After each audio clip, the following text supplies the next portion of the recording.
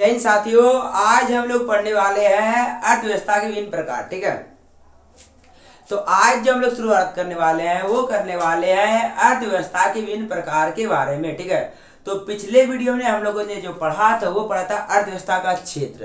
पिछले वीडियो में जो हम लोगों ने पढ़ा था वो पढ़ा था अर्थव्यवस्था के क्षेत्र, किस प्रकार अर्थव्यवस्था के क्षेत्र को बांट दिया गया था। प्राथमिक क्षेत्र में बांट दिया गया था, द्वितीय क्षेत्र में बांट दिया था और तृतीय क्षेत्र में बांट दिया गया था। प्राथमिक क्षेत्र का आपका दूसरा नाम क्या रखा गया था, तो कृषि क्षेत्र। द्वितीय क्षेत्र का आपका दूसरा नाम क्या रखा गया था, तो उद्योग क्षेत्र। और तृतीय क्षेत्र का जो आपका दूसरा नाम रखा गया था वो रखा गया सेवा क्षेत्र। क्या रखा गया था, सेवा क्षेत्र। आज जो हम लोग देखने वाले हैं वो देखने वाले हैं राष्ट्रीय आय में। राष्ट्रीय आय में इन विभिन्न क्षेत्रों द्वारा योगदान। राष्ट्र के आय में, किसके आय में, तो राष्ट्र के आय में विभिन्न क्षेत्रों द्वारा दिया गया योगदान कब से लेकर के, तो 1901 से लेकर के 2007 तक का। कितना तक का डाटा आपके पास है, तो 1901 से लेकर के 2007 तक का अर्थव्यवस्था के विभिन्न क्षेत्रों का योगदान। उसके बाद पढ़ने वाला अर्थव्यवस्था का प्रकार है। देखिए, अर्थव्यवस्था के विभिन्न क्षेत्र अलग है और खुद अर्थव्यवस्था का प्रकार क्या है, अलग है। अर्थव्यवस्था के विभिन्न क्षेत्र क्या है, अलग अलग है, और खुद अर्थव्यवस्था का प्रकार क्या है वो अलग है। ठीक है, तो आज इसी को पढ़ने वाले। ठीक है, तो पहले आते हैं कि अर्थव्यवस्था में विभिन्न क्षेत्रों का योगदान क्या क्या था। आइए, पहले आपका प्राथमिक क्षेत्र। कौन सा क्षेत्र है, तो पहले आपका प्राथमिक क्षेत्र। प्राथमिक क्षेत्र का दूसरा नाम क्या है दोस्तों, तो कृषि क्षेत्र। प्राथमिक क्षेत्र का दूसरा नाम क्या है, कृषि। ठीक है, क्वेश्चन बहुत बनता। तो साल है 1901 की। साल कब की, 1900 की, जब भारत अंग्रेजों के शासन में रहते थे। जब भारत किसके शासन में थे, अंग्रेजों के शासन में। जब भारत किसके शासन में थे, जब भारत अंग्रेजों के शासन में थे। अगर तब की बात करें, कृषि से कितना योगदान, राष्ट्र की आय में कृषि कितना सहमति, कितना योगदान देता था राष्ट्र के विकास में। राष्ट्र के विकास में देखिए, तो हम देख रहे हैं कि साल 1901 में जो कृषि यानी कि प्राथमिक क्षेत्र का जो योगदान था। प्राथमिक क्षेत्र सिर्फ कृषि ही नहीं आता। ठीक है, पहले बताएं, प्राथमिक क्षेत्र में आपका कृषि, पशुपालन, मत्स्य पालन, मुर्गी पालन, मधुमक्खी पालन, वन, सब प्राथमिक क्षेत्र में आते। ठीक है, तो प्राथमिक क्षेत्र का कितना योगदान था देखिए, तो प्राथमिक क्षेत्र का योगदान 63.6, मतलब कि 63.6%। 63.6%। अगर हम बात करेंगे राष्ट्रीय आय कुल 100% कितना है, राष्ट्र की अगर कुल 100% है, तो उन 100% में प्राथमिक क्षेत्र से ही कितना योगदान दिया जाता था, तो 63.6%। 63.6%। अगर और अच्छे से बात तो ये सुन ले, अगर राष्ट्रीय आय में, अगर राष्ट्र की आय में 100 रुपया है, कितना है, 100 रुपया। अगर राष्ट्र की आय में 100 रुपया यानी कि 100 रुपया है, तो उसमें से 63.5 रुपया, उसमें से 63.5 रुपया अगर कोई दिया तो वो कौन दिया, प्राथमिक क्षेत्र दिया। उसमें से अगर राष्ट्र को 100 रुपये की जरूरत थी, अगर राष्ट्र को 100 रुपये की जरूरत थी, तो उसमें से 63.5 रुपया कौन दिया राष्ट्र को, तो प्राथमिक क्षेत्र दिया। कौन दिया, प्राथमिक क्षेत्र, यानी कि कृषि, पशुपालन, ये सब दिए। ठीक है, उसका द्वितीय क्षेत्र कितना है, द्वितीय यानी कि उद्योग क्षेत्र। तो राष्ट्र को द्वितीय क्षेत्र कितना मदद किया, तो राष्ट्र को जो द्वितीय क्षेत्र दिया वो दिया 12.5 से बेसी बोल सकते, मतलब कि 12.5, 13 ही बोल दीजिए। ठीक है, लगभग मानो कि 12.5 से कुछ ज्यादा। ठीक है, तो लगभग मान लीजिए कितना, तो 13 रुपया दिया। कितना योगदान दिया, तो 13 रुपये। कितना, 13 रुपया। अगर रुपया की बात करें, ठीक है, हम अनुमान में बताइए, प्रतिशत में, ठीक है ना, हम अनुमान में आपको बता रहे हैं, रुपये में आपको ज्यादा समझ में आएगा। हांडल अगर मान लीजिए 100 रुपये की जरूरत है, तो उसमें प्राथमिक क्षेत्र ने 63.5 रुपया दिया, किसको, राष्ट्रीय आय को योगदान। द्वितीय क्षेत्र यानी कि उद्योग क्षेत्र ने कितना योगदान दिया, तो लगभग 13 रुपया, लगभग अनुमान था 13 रुपया। और तृतीय क्षेत्र यानी कि सेवा क्षेत्र ने कितना योगदान दिया, तो उन्होंने भी कितना दिया, लगभग 23.5 बोल सकते हैं, 24। कितना, 24। कितना दिया, तो 24 रुपया योगदान दिया। तो हम देख रहे हैं कि सबसे अधिक योगदान कौन दिया, तो हम देख रहे हैं कि साल 1901 में, साल 1901 में जो सबसे अधिक योगदान दिया गया राष्ट्रीय आय को, कौन दिया गया, तो प्राथमिक क्षेत्र दिया। कौन दिया, याद रखिएगा, 1901 में राष्ट्रीय आय में सबसे अधिक योगदान किसने दिया था, तो प्राथमिक क्षेत्र। कितना, किसने दिया था, तो प्राथमिक क्षेत्र। ठीक है, अब आते 1947 में, जब भारत आजाद हो गया। जब भारत क्या हो गया, आजाद हो गया। जब भारत क्या हो गया, आजाद हो गया। तब देखिए, तब की अगर बात करें तो प्राथमिक क्षेत्र ने कितना योगदान दिया, तो 58.7%। कितना योगदान दिया, 58.7%। ठीक है, और द्वितीय यानी कि उद्योग क्षेत्र ने कितना योगदान दिया, तो उद्योग क्षेत्र में कुछ बढ़ाया, कुछ क्या हुआ, बढ़ावा हुआ, कितना बढ़ा, तो 12 से लेकर 14 हो गया। तो उद्योग क्षेत्र ने कितना योगदान दिया, तो 14.3%। कितना दिया, 14.3%। और सेवा क्षेत्र ने दिया कितना योगदान, तो सेवा क्षेत्र में कुछ बढ़ोतरी हुआ ना। देखिए सेवा क्षेत्र ने जो योगदान दिया 1947 में कितना दिया, तो 27.3%, 27.3%। ठीक है। अब आते 2007 की, जब भारत आजाद होने के बाद अपने पैरों पे खड़े हो गए थे और अपने हिसाब से चल रहे थे, तब देखिए हम देख रहे हैं कि कृषि की जो यानी कि हम बोले प्राथमिक क्षेत्र का जो योगदान वो धीरे धीरे घटते गया। क्या हम देख रहे हैं कि प्राथमिक क्षेत्र का जो योगदान है, इसमें कृषि, पशुपालन, मत्स्य पालन, मधुमक्खी पालन, मुर्गी पालन आते हैं, हम देखते हैं उनका योगदान धीरे धीरे घटते गया। देखिए कहाँ 1901 में 63.6% योगदान, 1947 में आते थे 58, और 2007 में आने के बाद तो नगण्य हो गया, मात्र 22% योगदान। कितना, मात्र 22। और बढ़ा कौन, तो उद्योग बढ़ा। कौन बढ़ा, उद्योग। कितना, तो 22 ये भी आ गया, कितना प्रतिशत, तो 22। उद्योग भी कितना प्रतिशत 2007 में, तो 22%। सबसे अधिक अगर किसी ने ग्रो किया, सबसे अधिक अगर किसी ने विकास किया, सबसे ज्यादा अगर किसी चीज ने विकास किया, ये अपने पैर को पसारा अर्थव्यवस्था के क्षेत्र में, तो सबसे ज्यादा किसने पसारा, तो सबसे अधिक पसारा किसने, तो तृतीय क्षेत्र में। किसने पसारा, तो तृतीय क्षेत्र में सबसे अधिक। अभी 1 नंबर पे अगर वर्तमान की बात करें कि अर्थव्यवस्था में सबसे अधिक योगदान किसका है, तो तृतीय क्षेत्र का। वर्तमान की बात करें तो अर्थव्यवस्था में सबसे अधिक योगदान किसका है, तो तृतीय क्षेत्र का। हम बताए थे तृतीय क्षेत्र में आपका क्या आता है, तो बैंक आता है, परिवहन आता है जिसमें यातायात के साधन होते हैं, आपका संचार। सोचिए कितना यूज हो गया आज, मोबाइल की बात की, कंप्यूटर की बात की, लैपटॉप की बात की, बड़े बड़े मशीनों की जो कि परिवहन की बात करें, सड़क मार्ग की बात करें, एरोप्लेन, जहाज, ये सब, बैंकिंग, ये सब किसमें आते हैं, तो ये सब आते हैं आपका तृतीय क्षेत्र। किसमें आते हैं, तृतीय क्षेत्र में। आज जिसका दूसरा नाम क्या दिया गया, तो सेवा क्षेत्र। जिसका दूसरा नाम क्या दिया गया, सेवा क्षेत्र। तो आज वर्तमान में अर्थव्यवस्था में अगर सबसे अधिक योगदान किसी का है, तो वो सेवा क्षेत्र का। किसका योगदान है, इलेक्ट्रिकल चीजों का अत्यधिक योगदान है, अत्यधिक योगदान। बिना अगर अभी बात करें, बिना इलेक्ट्रिकल चीजों का लोगों के जीवन की कल्पना करना एकदम व्यर्थ है, एकदम पूरा क्या है, व्यर्थ है, हो ही नहीं सकता है। तो सेवा, क्योंकि अगर अब तो स्कूल कॉलेजों की अगर बात करें तो वहां भी ऑनलाइन काम हो गए हैं, पढ़ाई लिखाई सब तो ऑनलाइन तो है ही, वो तो देख ही रहे आप। तो सबसे अधिक किसका योगदान है, तो सबसे अधिक योगदान किसका है, तो तृतीय क्षेत्र, यानी कि सेवा क्षेत्र। इनका सेवा क्षेत्र, इसको याद रखिए। 1901 में सबसे अधिक योगदान था प्राथमिक क्षेत्र का, यानी कि कृषि क्षेत्र का। अब 2007 में सबसे अधिक योगदान किसका हो गया, तो तृतीय क्षेत्र का, यानी कि सेवा क्षेत्र, यानी किसका, सेवा क्षेत्र। ठीक है। ये तो देखिए विभिन्न क्षेत्रों का योगदान। अब जो हम लोग पढ़ने वाले, वो पढ़ने वाले अर्थव्यवस्था के प्रकार। अर्थव्यवस्था कितने प्रकार से बांटा हुआ है, ये था अर्थव्यवस्था का क्षेत्र। अब अर्थव्यवस्था का प्रकार वो झिझाइएगा नहीं, ठीक है। वो था अर्थव्यवस्था का क्षेत्र, क्योंकि अर्थव्यवस्था में तो बहुत कुछ आ रहे थे। अर्थव्यवस्था में बहुत कुछ आ रहे थे, मुर्गी पालन करना भी अर्थव्यवस्था में आ रहा था, मेरा कृषि भी अर्थव्यवस्था में आ रहा था, मेरा मछली पालन भी अर्थव्यवस्था में आ रहा था, मेरा मधुमक्खी पालन भी अर्थव्यवस्था में आ रहा था मेरा कृषि करना, वन लगाना, ये सब भी अर्थव्यवस्था में आ रहा था, उद्योग लगाना अर्थव्यवस्था में आ रहा था, बैंकिंग, बीमा, यातायात के साधन, संचार माध्यम, सब मेरा अर्थव्यवस्था में आता है। तो हम एक एक कैटेगरी को बांट दिए, क्या करते हैं, बांट दिए, किसमें क्या क्या रख सकते हैं। तो हमने अर्थव्यवस्था को 3 क्षेत्रों में बांटा था, प्राथमिक, द्वितीय, तृतीय। ठीक है। और अभी जो पढ़ने वाले, वो पढ़ने वाला अर्थव्यवस्था का प्रकार, क्षेत्र नहीं अर्थव्यवस्था का प्रकार, क्षेत्र नहीं अर्थव्यवस्था का प्रकार। ठीक है। तो अर्थव्यवस्था कितने प्रकार है, तो 3। पहला पूंजीवादी अर्थव्यवस्था, पहला क्या आपका, तो पूंजीवादी अर्थव्यवस्था। पहला क्या आपका, तो पहला आपका पूंजीवादी अर्थव्यवस्था। पहला आपका क्या, तो पूंजीवादी अर्थव्यवस्था। दूसरा आपका समाजवादी अर्थव्यवस्था। दूसरा आपका क्या है, समाजवादी अर्थव्यवस्था। दूसरा आपका क्या है, तो समाजवादी अर्थव्यवस्था। तीसरा आपका मिश्रित अर्थव्यवस्था। तीसरा आपका क्या है, मिश्रित अर्थव्यवस्था। ठीक है। तो अर्थव्यवस्था कितने प्रकार, 3। अर्थव्यवस्था कितने प्रकार, 3। कितने भागों में बांटा गया, 3।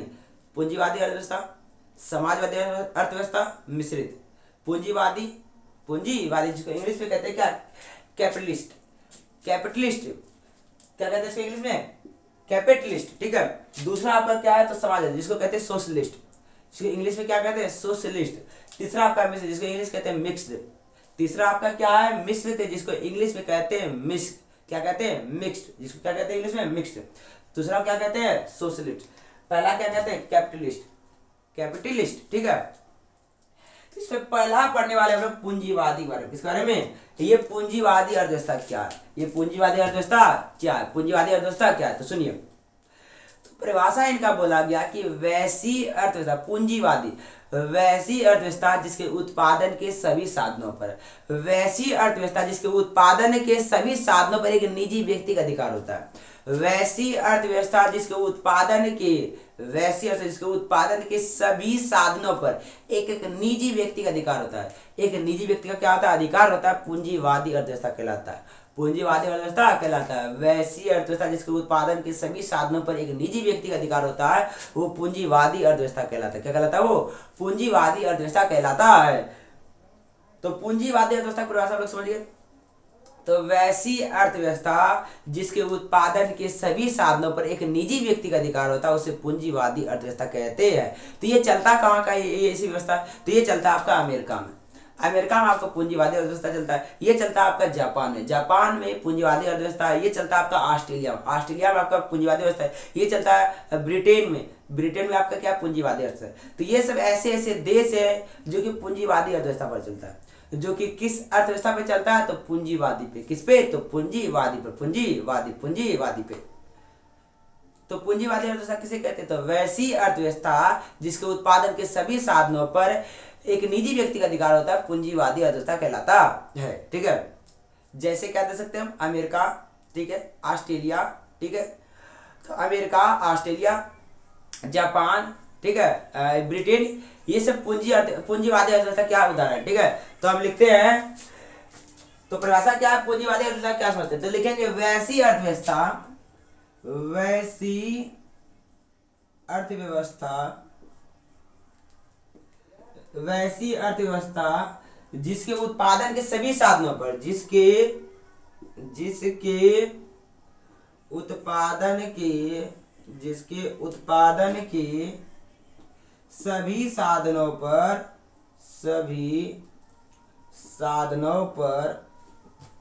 सभी साधनों पर एक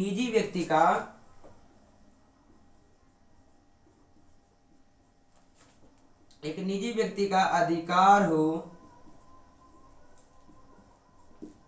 उसे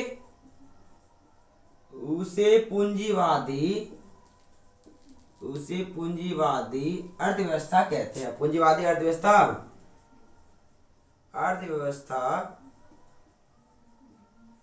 कहते हैं। तो ये आपका परिभाषा हुआ। उदाहरण में देते हैं, जैसे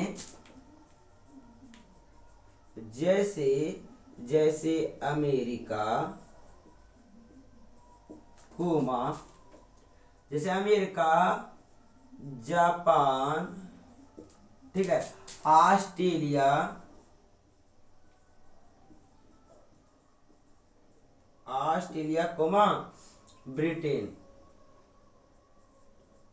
ब्रिटेन आदि।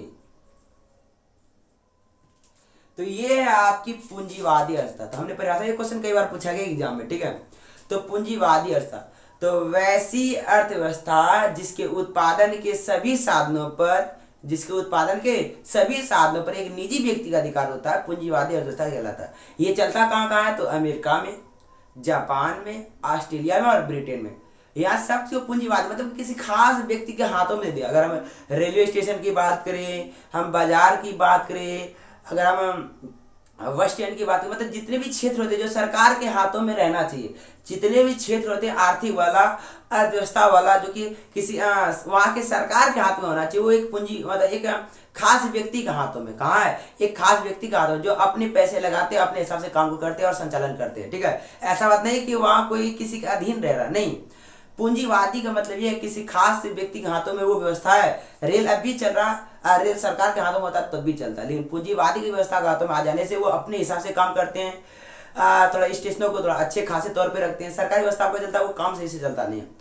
तो सरकारी काम जब सही से नहीं चलता है, तो जब सरकारी व्यवस्था जो सही से नहीं चलता है, सड़क अच्छे खासे नहीं बना पाते हैं, रेलवे स्टेशन अच्छे खासे नहीं बना पाते हैं, जब समय पे रेल सब नहीं आते, तो ये सब व्यवस्था कठिनाइयों को देख करके वहाँ की सरकारें उन सभी व्यवस्था को एक निजी व्यक्ति के हाथों में दे देता है। उससे कुछ पैसे भी लेते हैं, पैसे भी लेते हैं, लेकिन वो निजी व्यक्ति हाथ में अधिक पैसे एक निजी व्यक्ति लेता है और कुछ पैसे सरकार भी लेते हैं।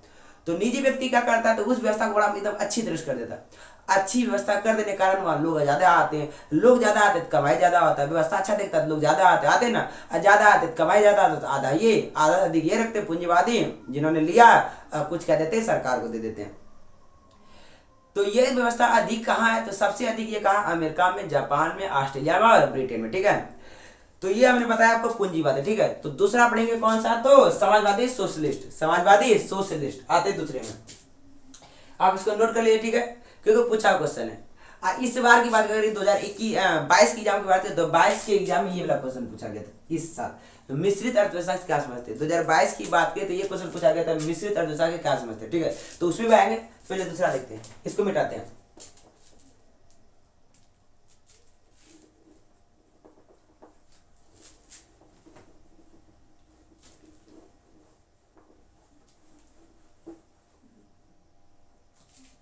दूसरा आपका है समाजवादी, समाजवादी अर्थव्यवस्था। दूसरा आपका क्या है, तो दूसरा आपका है, दूसरा आपका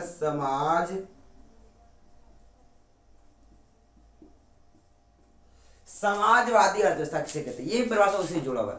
समाज, ऐसे पता चला समाज के कल्याण के लिए, समाज के कल्याण के लिए, समाज के कल्याण के लिए। तो परिभाषा बोलेंगे कि वैसी अर्थव्यवस्था जिसके उत्पादन के सभी साधनों पर देश के सरकार के हाथों में होता है। वैसी अर्थव्यवस्था जिसके उत्पादन के सभी साधनों पर सरकार का अधिकार होता है। वैसी अर्थव्यवस्था जिसके उत्पादन के सभी साधनों पर सरकार का अधिकार होता है समाजवादी अर्थव्यवस्था कहलाता है। इसमें समाज के कल्याण को ध्यान रखते हुए इस व्यवस्था को लाया जाता है, ठीक है। तो वैसी अर्थव्यवस्था जिसमें उत्पादन के सभी साधनों पर सरकार का अधिकार होता है समाजवादी अर्थव्यवस्था कहलाता है। इसमें समाज का कल्याण होता है। इसमें किसका कल्याण होता है, कल्याण मतलब समाज को लाभ मिलता है। किसको लाभ मिलता है, तो समाज को, ठीक है।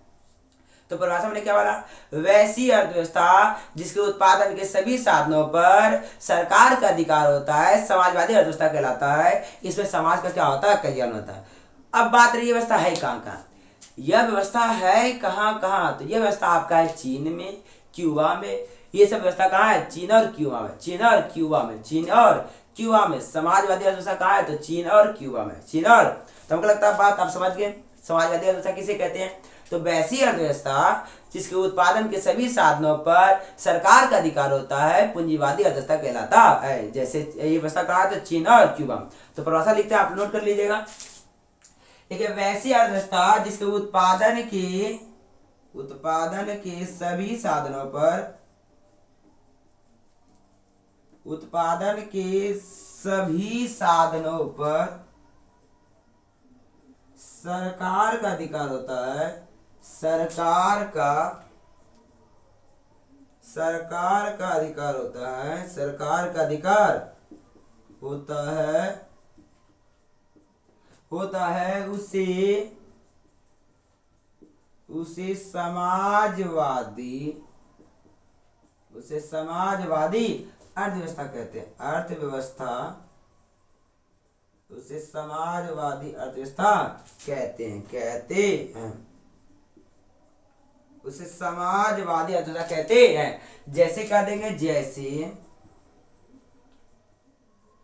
जैसे चीन कोमा क्यूबा, जैसे चीन कोमा क्यूबा। तो समाजवादी अर्थव्यवस्था परिभाषा हमने भी बोला कि वैसी अर्थव्यवस्था जिसके उत्पादन के सभी साधनों पर सरकार का अधिकार होता है, निजी व्यक्ति का नहीं, सरकार का, निजी व्यक्ति का नहीं, सरकार को, उसे कहते हैं समाजवादी अर्थव्यवस्था। ये व्यवस्था कहाँ थी, ये व्यवस्था आपका चीन और क्यूबा में, चीन और क्यूबा में। तो आप इसको नोट कर लीजिए, ठीक है। हम आगे बढ़ते हैं। तो आगे आपका तीसरा है मिश्रित अर्थव्यवस्था। कौन सी व्यवस्था, तो मिश्रित अर्थव्यवस्था। ये क्वेश्चन इस साल 2022 में पूछा गया। तो आगे आते हैं मिश्रित अर्थव्यवस्था। कौन सी व्यवस्था, मिश्रित। ये मिश्रित अर्थव्यवस्था क्या, मिश्रित अर्थव्यवस्था से आप क्या समझते हैं। मिश्रित अर्थव्यवस्था से आप क्या समझते हैं? तो तीसरा जो आपका है वो है मिश्रित अर्थव्यवस्था। कौन सी अर्थव्यवस्था? तो मिश्रित। तो बात रहा मिश्रित अर्थव्यवस्था से क्या समझ? मिश्रित के नाम से पता चला मिला हुआ। क्या हुआ? मिला हुआ। तो मिश्रित अर्थव्यवस्था किसे कहते हैं? तो वैसी अर्थव्यवस्था, वैसी अर्थव्यवस्था जिसके उत्पादन के सभी साधनों पर निजी व्यक्ति और सरकार दोनों का अधिकार होता। वैसी अर्थव्यवस्था जिसके उत्पादन के सभी साधनों पर निजी और सरकार दोनों का अधिकार होता हो उसे हम मिश्रित अर्थव्यवस्था कहते हैं। जैसे कि इसमें आता है भारत। भारत में बहुत से ऐसी चीजें हैं जिस पर सरकार का अधिकार है, अब बहुत सी चीजें ऐसी जिसमें निजी व्यक्ति का अधिकार है। इनका है तो निजी व्यक्ति का अधिकार। तो भारत में मिश्रित अर्थव्यवस्था, भारत जो है वो पूंजीवादी अर्थव्यवस्था और समाज अर्थव्यवस्था दोनों के बीच की कड़ी है। भारत जो है वो पूंजीवादी अर्थव्यवस्था और समाजवादी अर्थव्यवस्था दोनों के बीच की क्या है? कड़ी है। भारत पूंजीवादी अर्थव्यवस्था और समाजवादी बीच की अर्थव्यवस्था क्या है? कड़ी है। तो भारत में पूंजीवादी अर्थव्यवस्था, क्वेश्चन कई बार पूछा है। ये मिश्रित अर्थव्यवस्था कौन सी व्यवस्था है? तो भारत में मिश्रित अर्थव्यवस्था। कई बार ऑब्जेक्टिव क्वेश्चन पूछा जाता है निम्न में किसमें मिश्रित अर्थव्यवस्था है? तो कहाँ? भारत में। कहाँ? भारत में। तो परिभाषा क्या बोले हमने कि वैसी अर्थव्यवस्था जिसके उत्पादन के सभी साधनों पर निजी व्यक्ति और सरकार, निजी व्यक्ति और सरकार दोनों का अधिकार होता हो मिश्रित अर्थव्यवस्था कहलाता है। जैसे भारत, जैसे भारत, जैसे भारत। तो लिखिए आप परिभाषा नोट कर लीजिए। वैसी अर्थव्यवस्था जिसके उत्पादन के सभी साधनों पर, जिसके उत्पादन के सभी साधनों पर